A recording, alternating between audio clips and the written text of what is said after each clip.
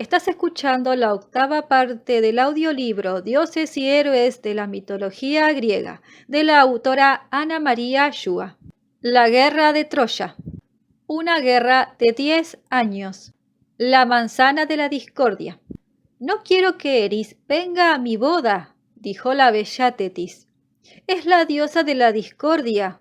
Solo nos traerá problemas. Peleo, su futuro marido, aceptó sin discutir. Era un gran rey, pero también era un simple mortal, muy orgulloso de que una ninfa del mar hubiera aceptado casarse con él. Pero no invitar a Eris era tan peligroso como invitarla, y quizás más. Estaban en pleno banquete de bodas, al que habían sido invitados todos los dioses del Olimpo, cuando llegó el regalo de la discordia. Una hermosísima manzana de oro del jardín de las Hespérides rodó sobre la mesa, como si la hubiera arrojado una mano invisible. Tenía una inscripción en grandes letras: para la más hermosa. ¿Y quién era la más hermosa? Estando presentes Atenea, Hera y Afrodita, la novia, no se atrevió a reclamar el regalo. Las diosas se echaron miradas de fuego. Que lo decida mi padre Zeus, dijo Atenea. Pero el mismísimo Zeus temía la cólera de las diosas. La decisión no era fácil para él, que era el suegro de Afrodita, el padre de Atenea y estaba casado con Hera. ¿Quién podría ser un buen juez en tan delicada cuestión? Entonces Zeus pensó en uno de los hijos de Príamo, el rey de Troya. El joven Paris era inteligente, apuesto y no parecía corrompido por las riquezas y el poder. Era famoso y muy consultado por sus sensatas decisiones. Sería un juez justo. Y tan justo era Paris que cuando Hermes, el mensajero de los dioses, bajó a comunicarle la decisión de Zeus, su primera elección fue la mejor y la que se debió haber tomado: que se dividiera la manzana en 3 partes. Pero las diosas no aceptaron la división y le exigieron que eligiera entre las 3. En el monte Ida se realizó el juicio. Cada una de las diosas, por separado, se entrevistó con Paris. Cada una descubrió para él todas sus bellezas y cada una le ofreció un soborno irresistible. Tendrás todo el poder, le dijo Hera. Si me eliges a mí, te haré el emperador del Asia.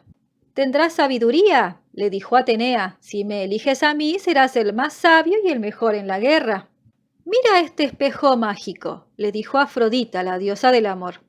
Y Paris vio por primera vez a Helena y supo por qué la llamaban la mujer más hermosa del mundo. Afrodita le prometió simplemente el amor de Helena. Fue suficiente. Afrodita es la más bella de las diosas, declaró Paris, y le entregó la manzana de oro. Hera y Atenea, despechadas, se fueron tramando venganza contra Paris, contra Troya y contra todos los malditos troyanos.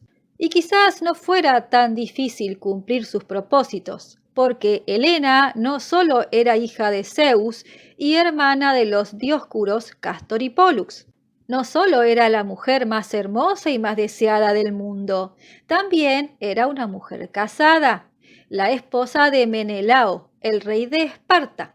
La terrible, la destructora guerra de Troya estaba a punto de comenzar. El rapto de Helena. La belleza de Helena ya había sido causa de muchas desventuras. Todavía era una niña cuando fue raptada por Teseo, y sus hermanos Cástor y Pólux tuvieron que rescatarla. Unos años después, todos los reyes y príncipes de Grecia querían casarse con ella. La familia de Helena temía que la elección desatara una guerra entre los pretendientes, hasta que Odiseo, el más inteligente y astuto, les propuso una gran idea. Todos los pretendientes debemos jurar que defenderemos al marido que Helena elija contra cualquiera que pretenda atacarlo. Así se hizo y solo entonces Helena se atrevió a informar sobre su decisión. Quería casarse con el bravo Menelao, el rey de Esparta. A cambio de su buen consejo, a Odiseo se le concedió la mano de una prima de Helena, la leal y bondadosa Penélope. Helena y Menelao tuvieron una hija. Parecía un matrimonio feliz. Un día, poco después del juicio de París, Menelao decidió visitar Troya con la intención de mejorar las relaciones comerciales con su país.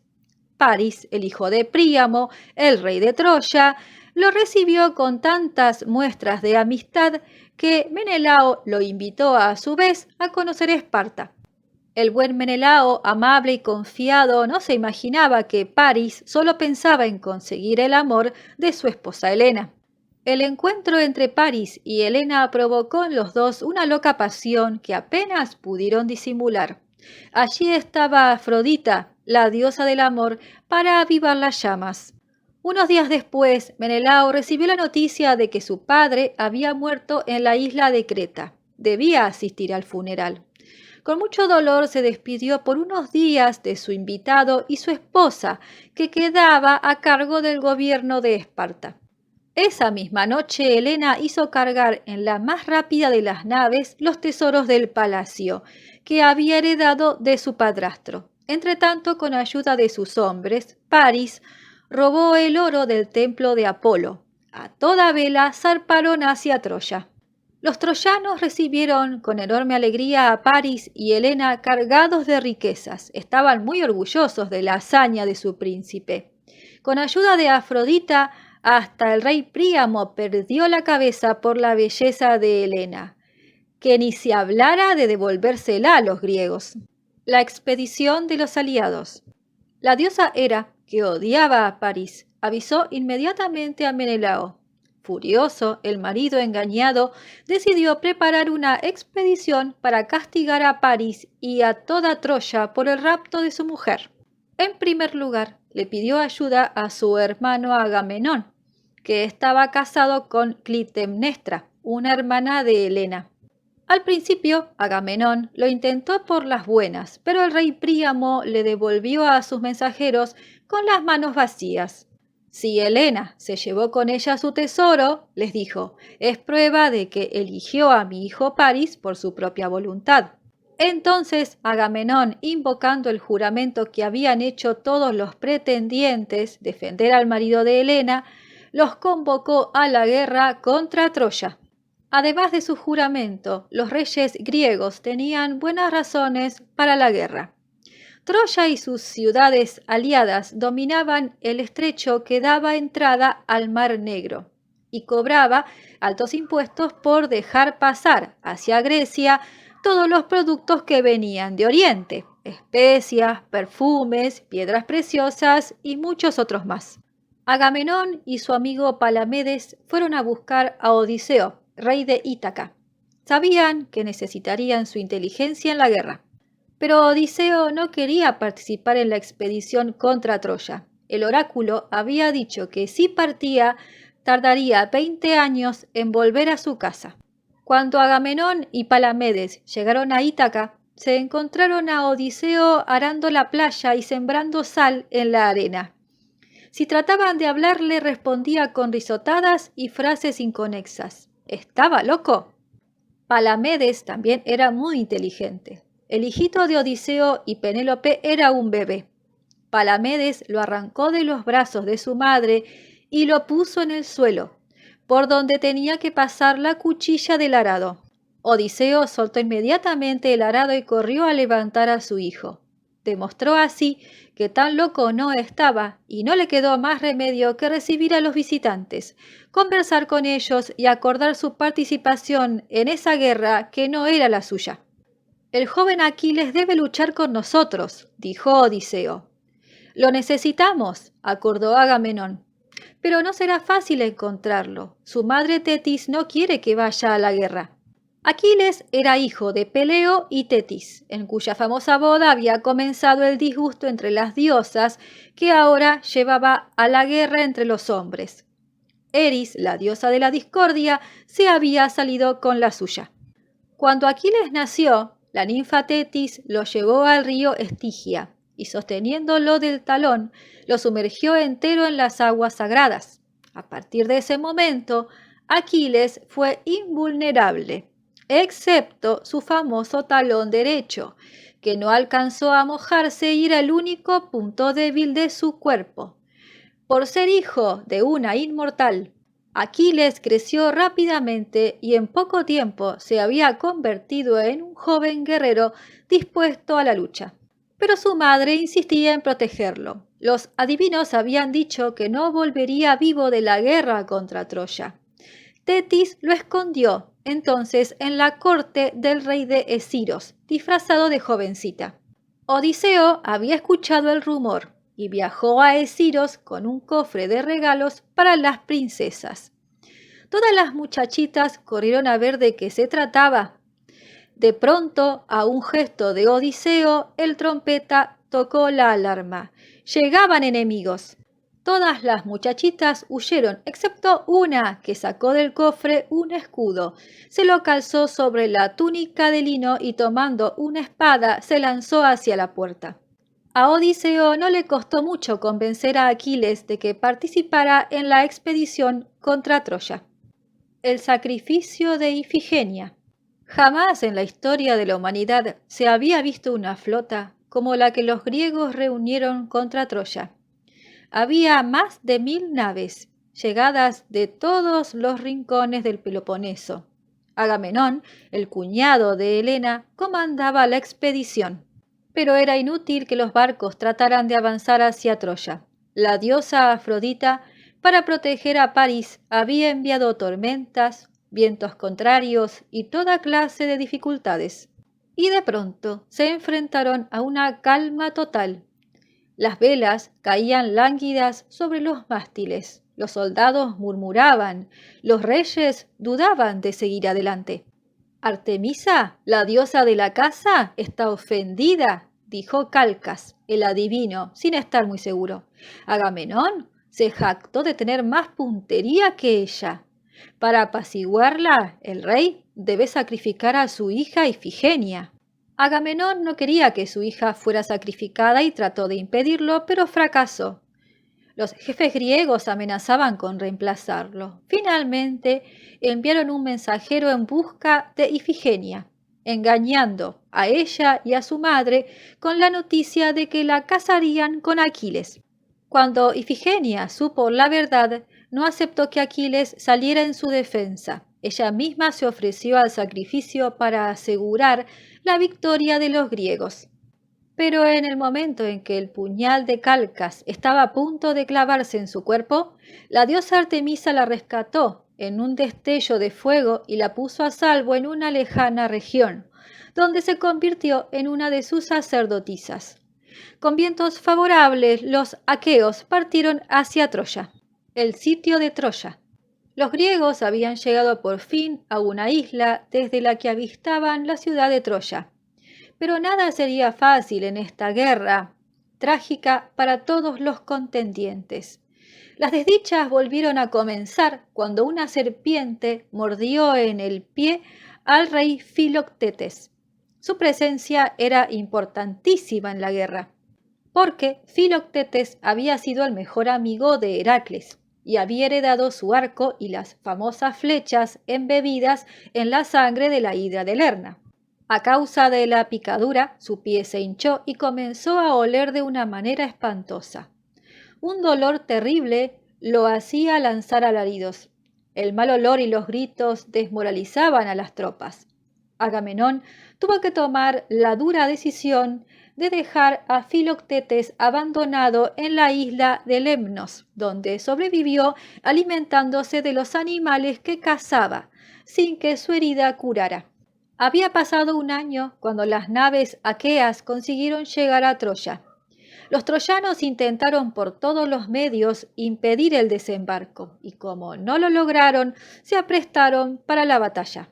Fue una lucha feroz y sanguinaria. Cicno, un hijo del dios Poseidón, tan invulnerable a las armas como Aquiles, dirigía a los troyanos. Las flechas, las espadas y las lanzas rebotaban contra su piel. Entonces Aquiles lo golpeó en la cara con la empuñadura de su espada, hasta arrojarlo contra una roca. Se arrodilló sobre su pecho y lo estranguló con la correa de su casco. Los troyanos comenzaron a perder la batalla y tuvieron que huir a refugiarse en la ciudad. Entonces los griegos aprovecharon para hundir todos los barcos de la flota enemiga que había quedado sin custodia.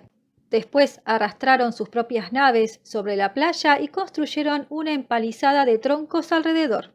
Eran muchos, eran fuertes, eran valientes y estaban bien armados. Creyeron que tomar Troya sería cuestión de un par de días. 3 veces atacaron la ciudad y 3 veces tuvieron que retirarse con grandes pérdidas.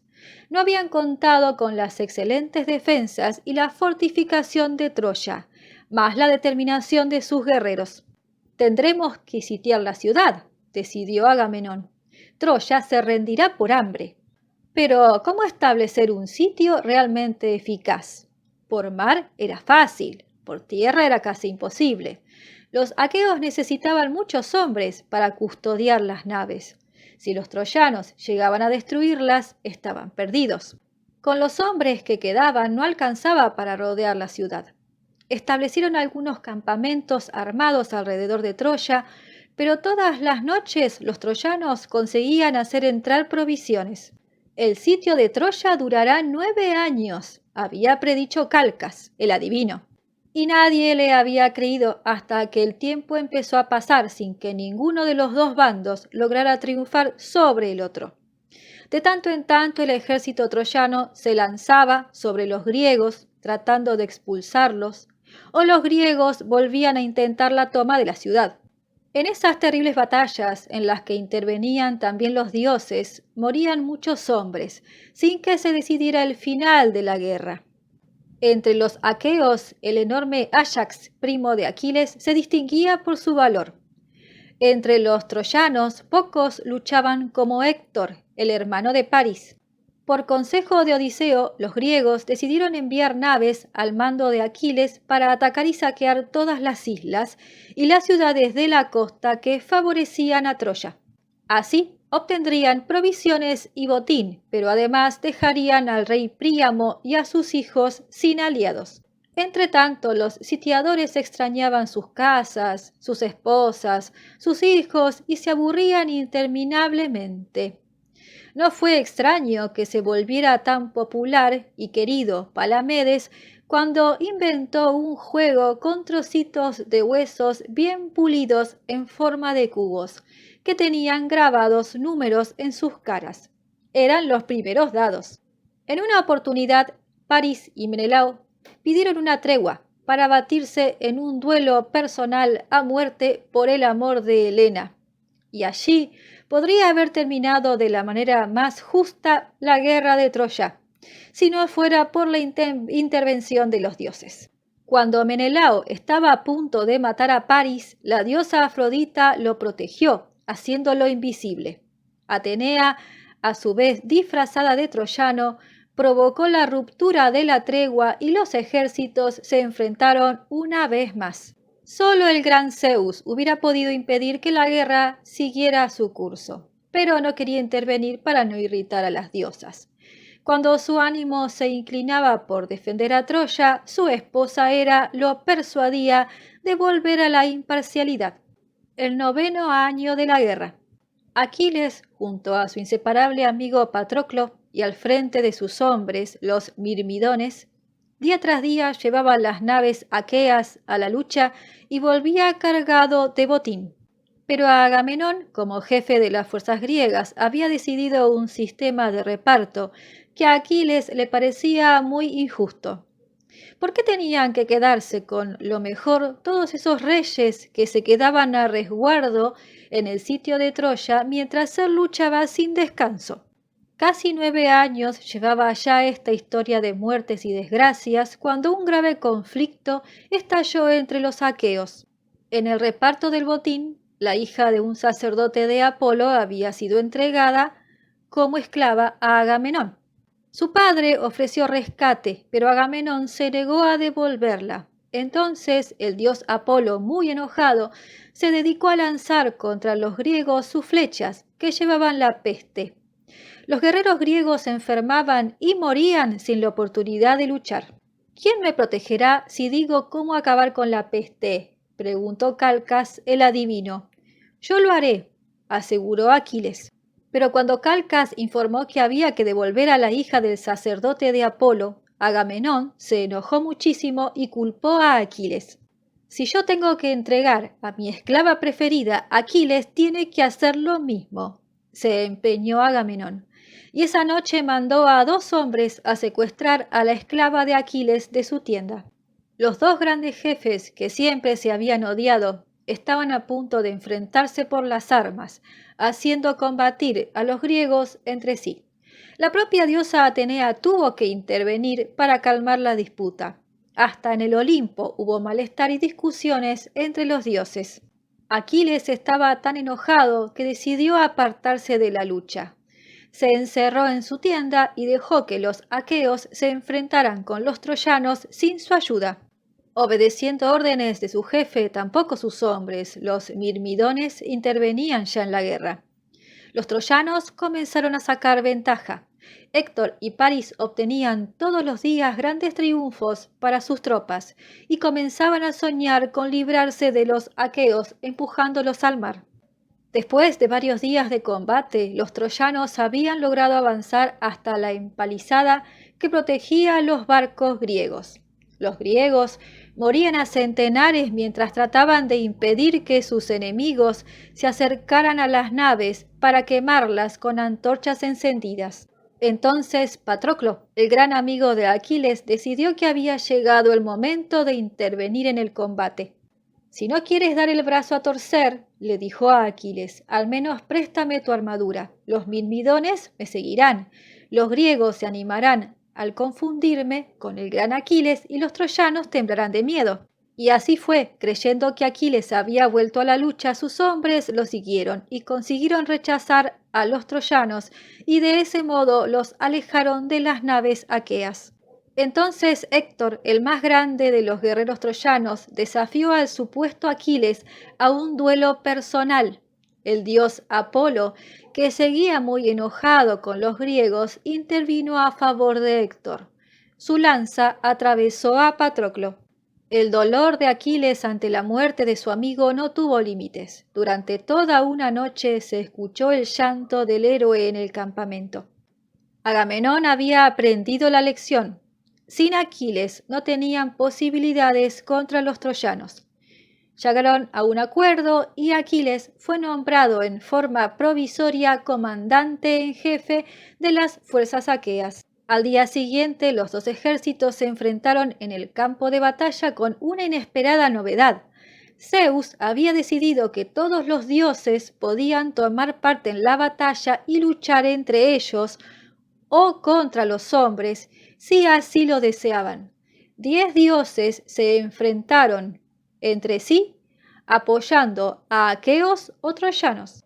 Aquiles buscaba a Héctor para vengar la muerte de su amigo Patroclo. El enfrentamiento se produjo junto a las murallas de Troya. Con ayuda de Atenea, el héroe griego consiguió matar al valiente jefe del ejército troyano y enganchándolo a su carro de guerra dio 4 vueltas a la ciudad arrastrando el cadáver. Los griegos habían ganado esa batalla, pero los troyanos ganaban otras. La guerra parecía eterna. La muerte de los héroes. Nuevos aliados llegaban ahora de toda Asia Menor para ayudar al rey Príamo contra los griegos. En uno de los combates, París, ansioso por vengar la muerte de su hermano, lanzó sus flechas contra Aquiles. El propio dios Apolo intervino entonces y dirigió una de las flechas directamente hacia el talón derecho, el único punto vulnerable del gran guerrero. Aquiles cayó muerto. Tanto Áyax como Odiseo pidieron entonces la armadura de Aquiles, que había sido fabricada por el mismísimo dios Hefesto. Tetis, la ninfa marina madre de Aquiles, le dijo a Agamenón que debía elegir al más valiente. Agamenón le entregó la armadura a Odiseo. Ciego de rabia, Áyax juró vengarse, pero Atenea lo volvió loco. Creyendo luchar contra sus enemigos en el Consejo Real, Áyax atacó los rebaños que él mismo había logrado capturar en sus ataques a granjas troyanas. «¡Muere, maldito Agamenón! ¡Muere, tramposo Odiseo!», gritaba Áyax, matando ovejas, cabras y corderos. Cuando volvió en sí, descubrió lo que había hecho, se llenó de vergüenza y solo pensó en quitarse la vida. Se mató lanzándose sobre su propia espada. Calcas, el adivino, predijo finalmente al Consejo Real que sólo podrían tomar Troya con el arco y las flechas de Heracles. Solo entonces los griegos recordaron a Filoctetes, que había sido abandonado con su herida dolorosa y maloliente en la isla de Lemnos. Allí lo encontraron milagrosamente vivo. Con la promesa de curarlo, consiguieron llevarlo a las puertas de Troya. En efecto, el gran médico Asclepio consiguió sanar su inmunda herida. Entonces Filoctetes desafió a París a un duelo con arco y flecha. Gravemente herido por las flechas envenenadas, París consiguió escapar y entrar en Troya, donde murió en brazos de Helena. Sin París, Helena ya no quería permanecer en Troya, pero el rey Príamo no aceptaba de ningún modo devolverla a Menelao. Sus hijos se peleaban entre sí por su amor. Helena trató de escapar, pero fue capturada por los centinelas. Deifobo, uno de los hermanos de París, decidió casarse con ella por la fuerza. El caballo de madera. La guerra parecía estancada. Los aqueos estaban hartos del sitio, de vivir en un campamento, de luchar y luchar sin conseguir nada. Todos deseaban volver a su querida Grecia, a sus casas, a sus familias. Fue entonces cuando el ingenioso Odiseo propuso la famosa trampa que cambiaría la historia y quedaría para siempre en la memoria de los hombres, el caballo de madera. La propia Atenea le inspiró la idea. Era increíblemente simple y el consejo la aprobó de inmediato. Al mejor carpintero de todo el ejército griego se le ordenó construir un enorme caballo hueco, hecho de tablas de abeto.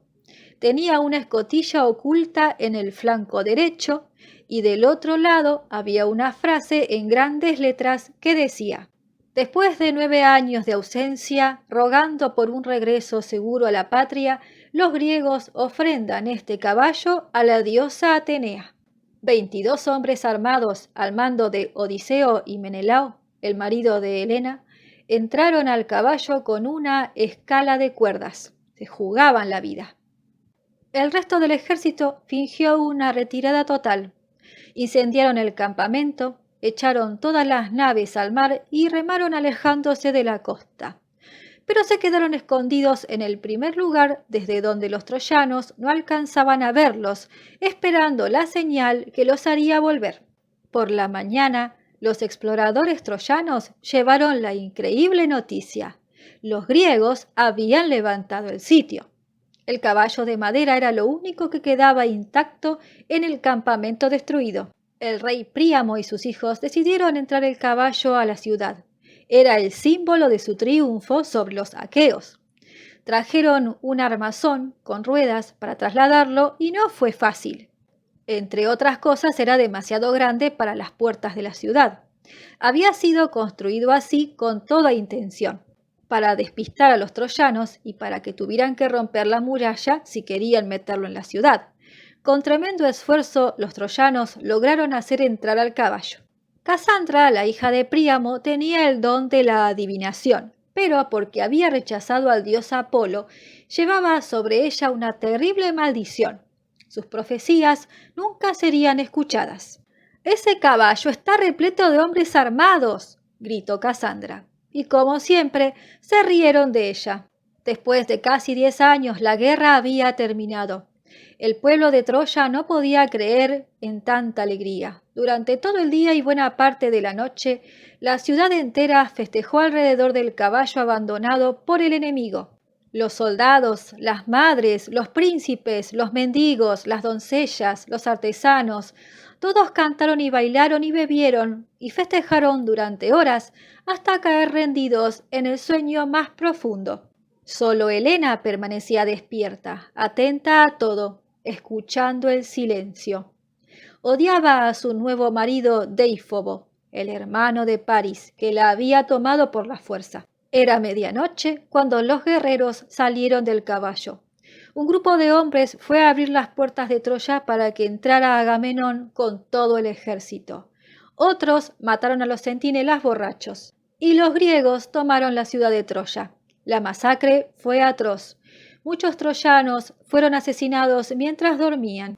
Menelao y Odiseo corrieron a la casa de Deifobo, que luchó valientemente por su vida. Estaba a punto de matar a Menelao cuando la mismísima Helena lo apuñaló por la espalda. Menelao iba dispuesto a cortarle la cabeza a esa maldita mujer que lo había engañado y había provocado la guerra. Pero al verla, otra vez en toda su belleza y su coraje, capaz de matar a un hombre para salvarle la vida, decidió perdonarla y llevarla consigo. Durante 3 días y 3 noches, las fuerzas griegas saquearon Troya sin piedad. Después quemaron las casas y derrumbaron las murallas. Para asegurarse de que no habría venganza, mataron a todos los hijos y nietos de Príamo, incluso a los niños. Las naves aqueas volvían por fin a la patria. Pero los reyes griegos que habían tomado parte en esta aventura, que habían saqueado Troya sin piedad y sin medida, serían castigados por los dioses. Entre ellos el ingenioso Odiseo sería condenado a vagar durante 10 años por islas y mares antes de poder volver a su querida Ítaca, a su esposa Penélope y a su hijo Telémaco. La guerra de Troya había terminado. La gran odisea estaba a punto de comenzar.